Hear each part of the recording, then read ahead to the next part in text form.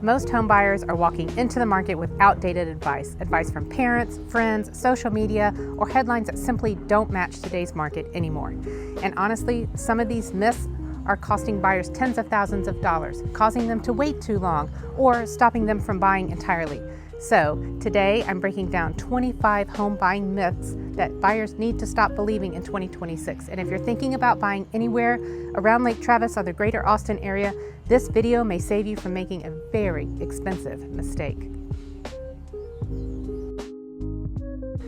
One of the biggest myths I still hear constantly is this idea that buyers need to put 20% down to buy a house. Well, this hasn't been true for a very long time. There are conventional loan programs for 3%. There are VA loans with 0% down and USDA loans in certain areas.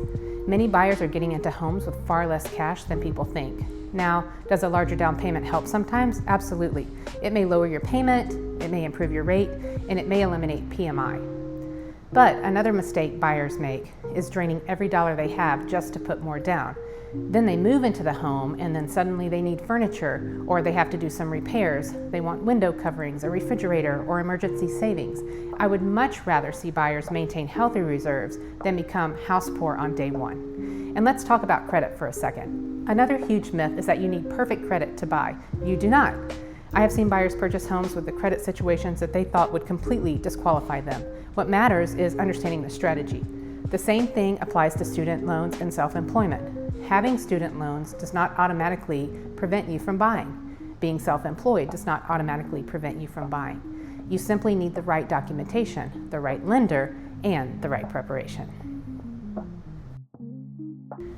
Let's tackle a myth that gets people really emotional, and it's this idea that renting is always smarter than buying. And honestly, sometimes renting is the smartest decision. And I know that may sound strange coming from a realtor, but hear me out.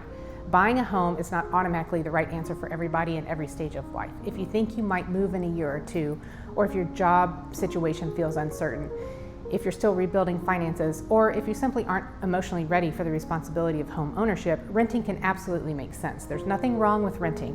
What I want buyers to stop doing is look at this as black and white, because the real question is, smarter for what goal? Are you prioritizing flexibility, or are you prioritizing long-term wealth building? Because these are two different conversations. Now here's where buying can become incredibly powerful. When you rent, you are paying for housing. That payment disappears over every month. When you own, part of your payment goes towards principal reduction over time, meaning you're gradually paying yourself back. And then there's appreciation. Now, important disclaimer here, homes do not go straight up forever. Real estate moves in cycles. Some years are stronger and some years flatten, some markets cool, but historically, over long periods of time, real estate has appreciated, especially in the desirable lifestyle areas. And that matters because over time, ownership can create equity that becomes a financial stepping stone. Maybe that equity helps fund your next move, maybe it helps with retirement, maybe it becomes generational wealth. And here, especially on Lake Travis, we have another factor that matters, lifestyle demand.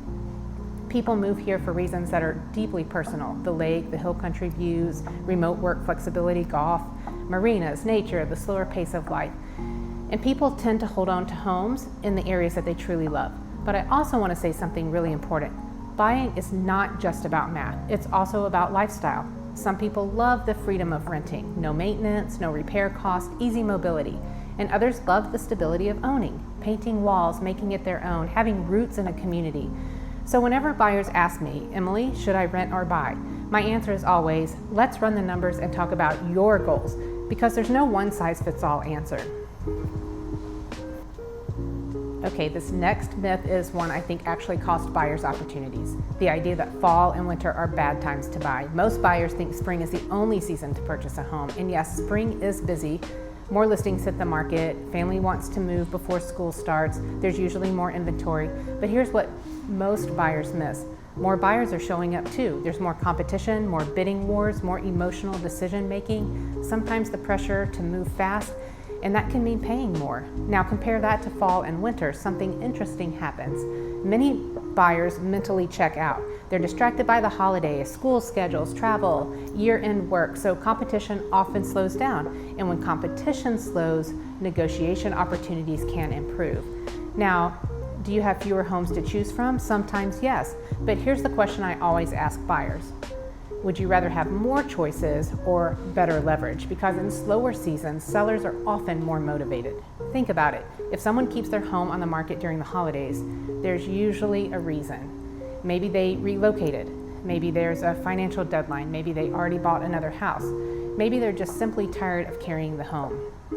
Motivation matters, and motivated sellers negotiate differently.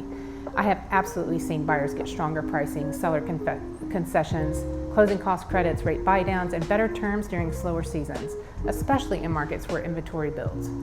Now, every year is different, every cycle is different, and hyper-local matters.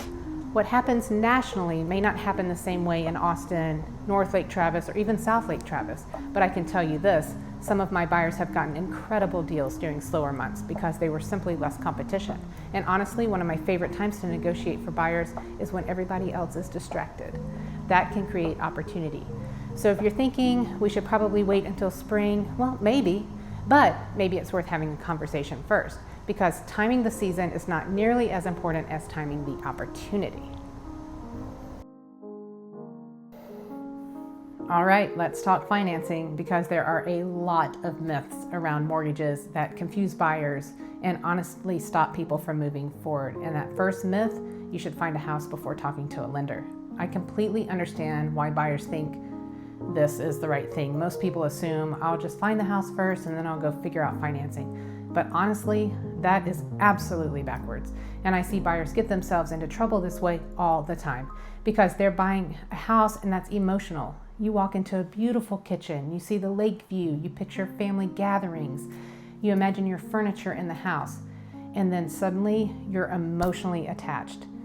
Then financing becomes a problem. Maybe the payment is higher than expected, maybe taxes or insurance surprises you, maybe HO fees change affordability, maybe you qualify for less than you thought, and that is heartbreaking for buyers to hear. I would rather buyers know exactly what they're comfortable spending before they fall in love with a home. And I want to emphasize something here. There's a difference between what a lender says you can afford and what feels comfortable for your lifestyle. Just because a bank says that you qualify for a certain payment, that does not mean that is the right payment for you. You still want money to travel and to go out for dinner, save for retirement, enjoy life. You want margin. And that is why I encourage buyers to speak with a lender early. Not because I want to rush anyone, actually the opposite. I want buyers to be prepared. I want buyers to be educated, and I want buyers to be confident. This next myth catches a lot of buyers off guard. Many buyers think, well, this lender pre-approved me, so I'm kind of stuck with them. Absolutely not. You're not married to your lender. A pre-approval is simply a starting point. Think of it like getting your financial game plan together. It helps you understand your buying power and your options. But that does not mean that you should stop there. In fact, I actually encourage buyers to compare lenders very early in the process. What you're looking for is to compare communication, their fees, their responsiveness, their loan products, technology, reputation, their ability to close on time. Because here's the thing, the cheapest rate does not always equal the best experience. And trust me, in real estate, timing matters, communication matters, problem solving matters.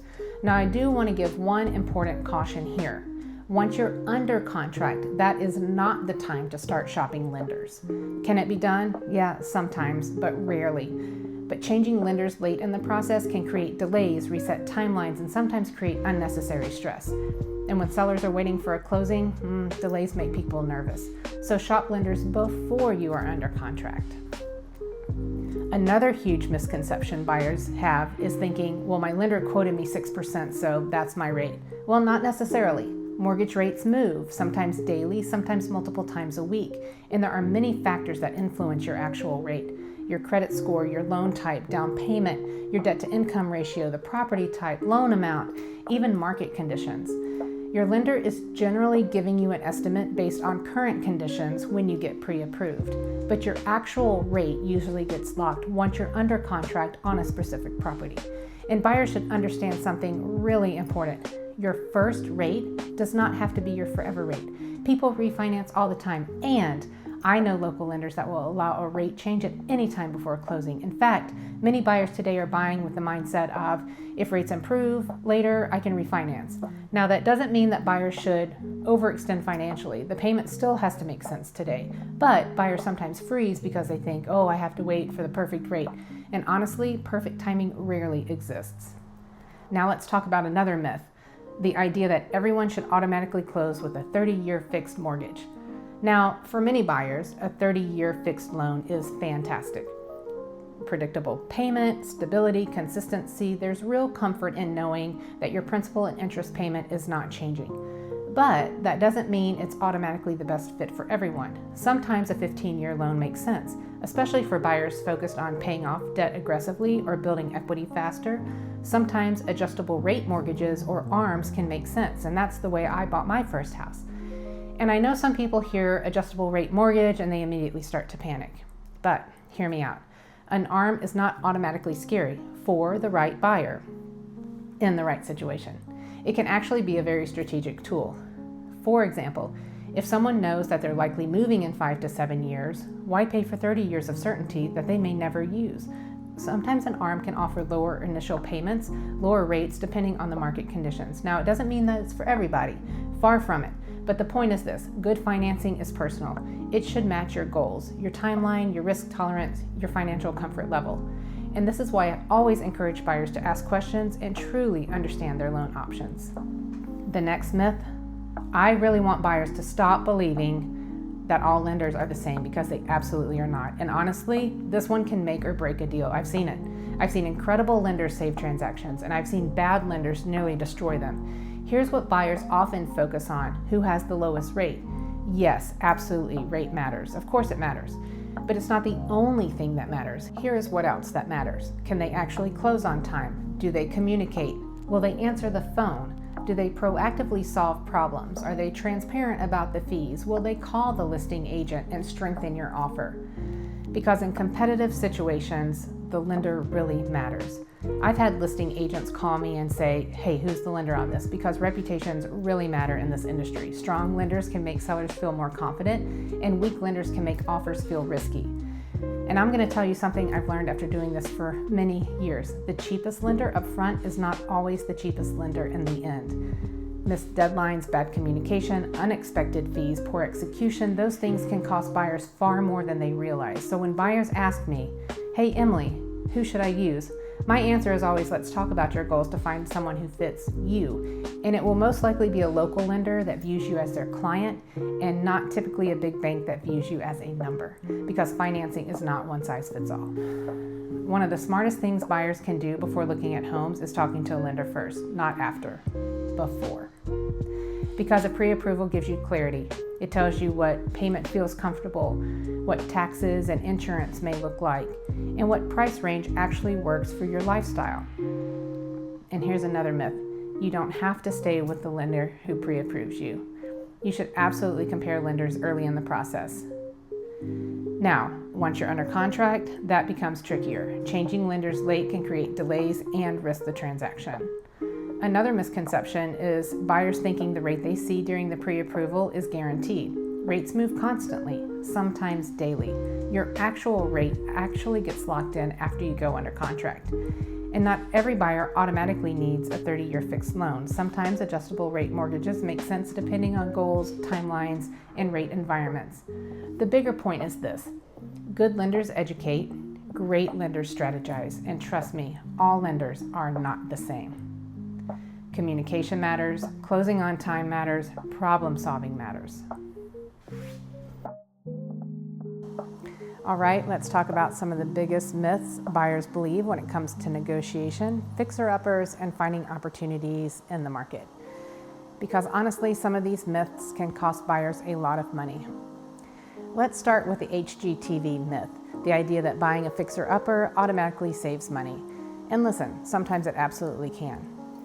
But buyers need to understand something. A fixer-upper is not just a cheaper house, it's a project, and projects cost money, time, stress, and patience. What worries me is when buyers underestimate the renovation costs. They think, oh, we'll just update the kitchen. But then they open up a wall and suddenly, electrical problems, plumbing issues, water damage, foundation movement, HVAC concerns, now with the budget doubled or tripled. And here in the Hill Country and Lake Travis homes, sometimes we see unique things buyers are not expecting, like drainage issues, sloped lots, retaining wall concerns, water runoff, older septic systems in some areas, things that can become expensive quickly if buyers are not careful.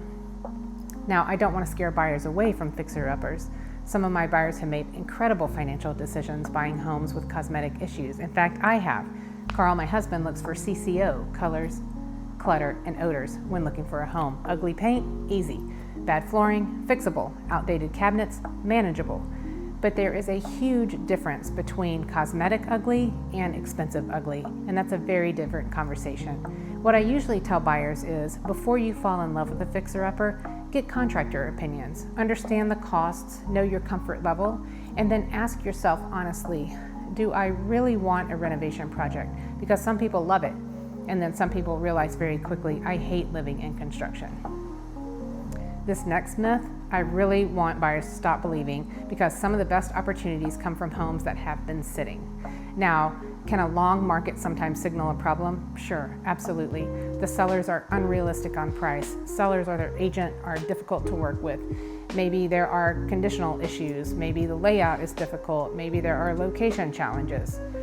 But honestly, many times it has nothing to do with the house itself. Sometimes it was just simply overpriced. Sometimes the marketing was terrible. Bad photos, poor staging, no video, hard to schedule showings. Maybe the agent overpriced it in the beginning and now the listing has gone stale. And here's what many buyers miss. A stale listing can create leverage because sellers get tired. At first, sellers are optimistic, and then weeks go by, and then months. Then frustration kicks in, and the motivation changes. Honestly, I love looking for older listings for buyers because sometimes that's exactly where the opportunity lives. The key is knowing why it has been sitting. That is where the strategy matters. We investigate, we call the listing agent, we want to see the number of showings, any offers that were rejected, the seller sentiment. We look at comparable sales, analyze the pricing, review the history, and sometimes we uncover a great opportunity. Okay, this one surprises buyers all the time. The idea that sellers always pay closing costs. Well, that's not necessarily true. And honestly, it depends on the market. Here's what buyers need to understand. Closing costs are negotiable. In some markets, especially strong seller markets, buyers may end up paying most or all of their own closing costs. But in slower or more balanced markets, buyers often have leverage. And right now, depending on the property and the motivation level, buyers can sometimes negotiate things like closing cost credits, interest rate buy-downs, repairs, home warranties, or a combination of any of these things. So for example, would you rather negotiate $10,000 off the price or $10,000 towards your closing costs to keep more cash in your pocket? Well, that answer depends entirely on your goals, and this is where strategy matters, because there's no universal answer. A good negotiation should fit the buyer's financial picture. Okay, this one, you have to pay full ask price? Absolutely not. Honestly, I think some buyers are shocked when I tell them this. The list price is just a starting point.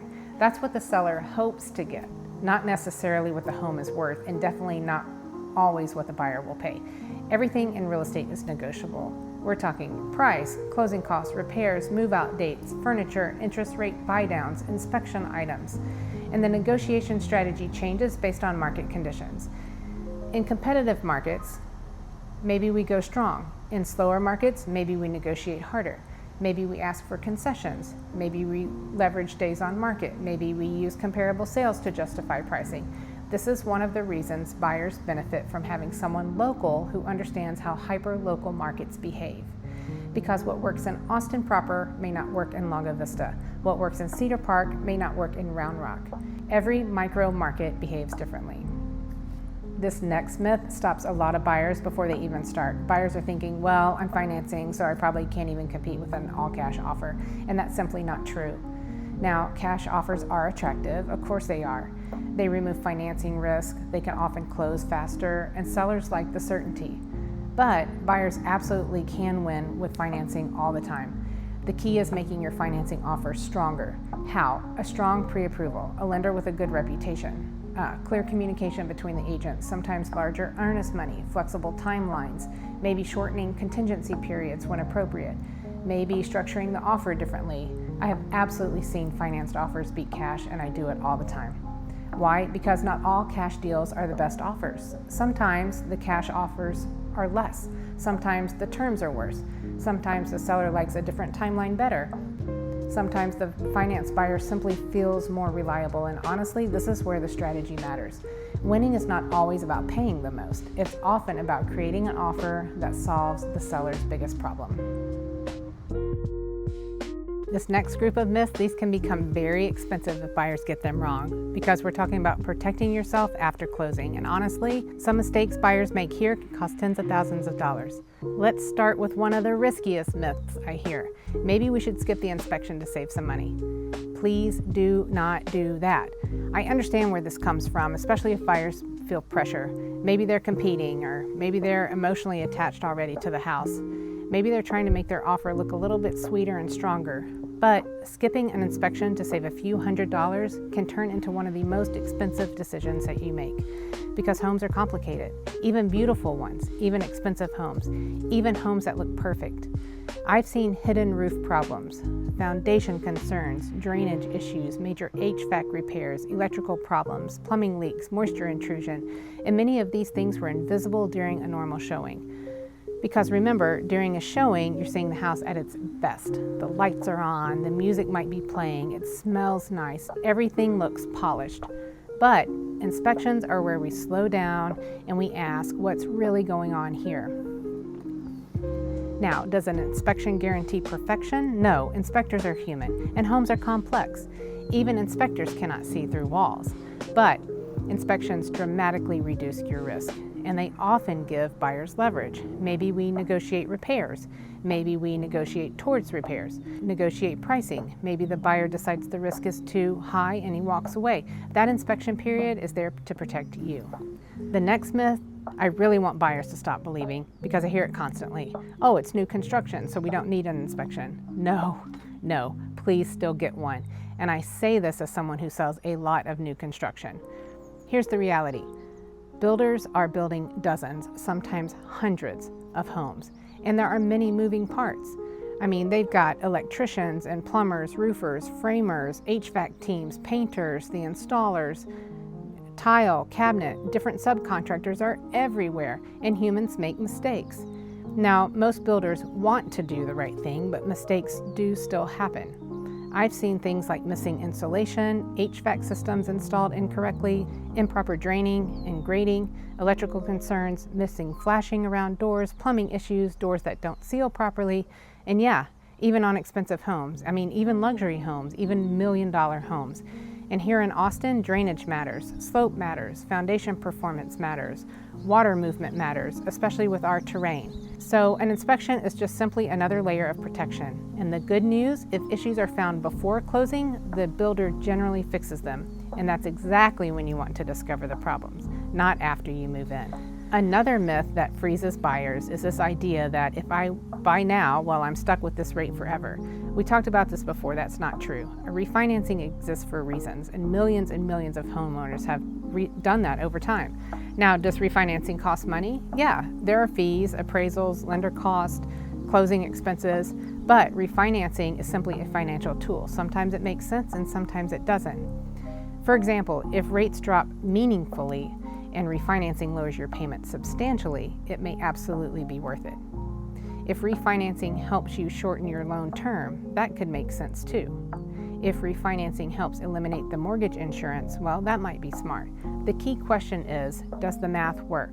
And something I tell my buyers all the time is, don't assume your first mortgage has to be your forever mortgage. People refinance. People adjust strategies, life changes, financial situations evolve. Now, that does not mean that buyers should stretch too far financially today, thinking, oh, I'll just refinance later. No, that payment still has to work right now. But buyers sometimes freeze, waiting for perfect rates when they still may have an opportunity today. Now let's talk about something I think buyers massively underestimate, how wealth is actually built through real estate. Many buyers think equity only grows because I'm paying down the loan. Well, yeah, that's a portion of it. Every mortgage payment slowly chips away at principal. Over time, that does matter. But here's another thing where equity grows. That's in appreciation, meaning the market value of your home increases over time. Now, important reality check here. Real estate is not a straight line. Markets move. Some years are stronger, some years are flattened, and some even decline temporarily. But historically, over long periods of time, real estate investments have appreciated, and that appreciation can become powerful, especially when combined with principal buy down, because suddenly you're building wealth in multiple ways at once. Now, I want to be careful here. Buying a house should not be only viewed as an investment.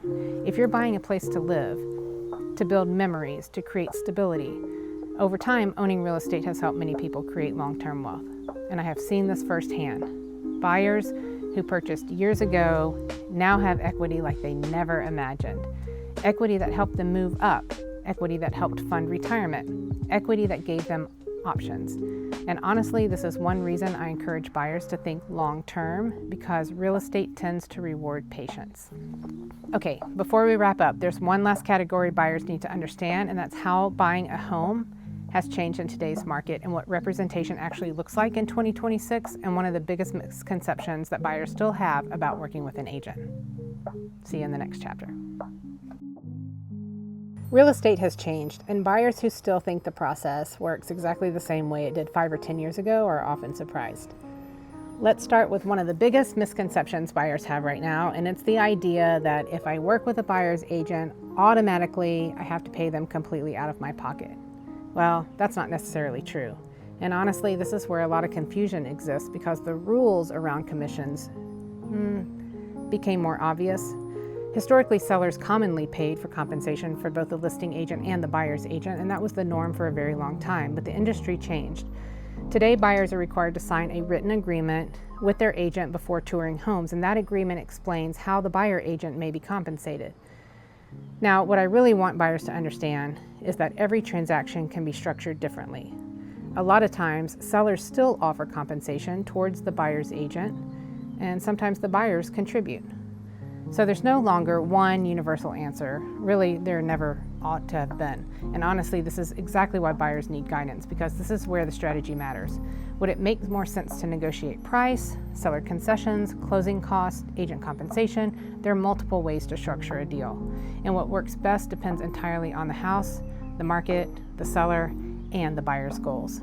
So if you're thinking, I can't afford representation, please don't automatically assume. Have a conversation first, because every situation is different. This next myth, honestly, I think it catches buyers off guard more than almost anything else. It's the idea that buying a home today works exactly the same way it did 10 years ago. Well, it does not. Contracts change. In fact, they change every year. The negotiation environment has changed. Inventory has changed. Interest rates changed. Buyer expectations, representation. Buying a house today is more strategy driven than ever, because buying a home is no longer just, find a house and write an offer. There are so many moving pieces. Understanding market leverage, pricing strategy, comparable sales, financing options, insurance costs, tax rates, inspections, drainage, foundation performance, negotiation timing, seller psychology, appraisal risks. Gosh, honestly, how you structure the offer can matter almost as much as the price. I've seen buyers lose homes offering more money just because their terms were weak. And I've seen buyers win while offering less money because the strategy we used was stronger. That surprises people. But real estate is not just math. It's psychology, it's timing, it's negotiation. And this is especially true in markets like Lake Travis, because we are not one giant market. Austin behaves differently than Lake Travis. Small neighborhoods within Austin behave differently than the other neighborhoods in Austin. Different price points, different buyer pools, different appreciation trends, different inventory patterns, different amenities, different lifestyle goals. I mean, even lake access can impact value differently depending on the neighborhood. That's why local expertise matters. And that is why I think that buyers need someone helping them through not only can I buy this house, but also should I buy this house for my goals? Because those are two very different questions. So if you take one thing away from this video, let it be this. Do not let outdated myths make expensive decisions for you. The best home buying decisions happen when you understand the facts, know your options, and build strategy around your goals. And if you're thinking about buying anywhere around Lake Travis or the Austin area, I would genuinely love to help you. Help you understand what matters most and makes the most sense for your situation. No pressure, no sales pitch, just a conversation about strategy, timing, neighborhoods, and helping you make smart decisions. My team and I help people like you every single week navigate this market, avoid expensive mistakes, and find opportunities that they may not have known existed. So if you're thinking about making a move, reach out. I would love to help.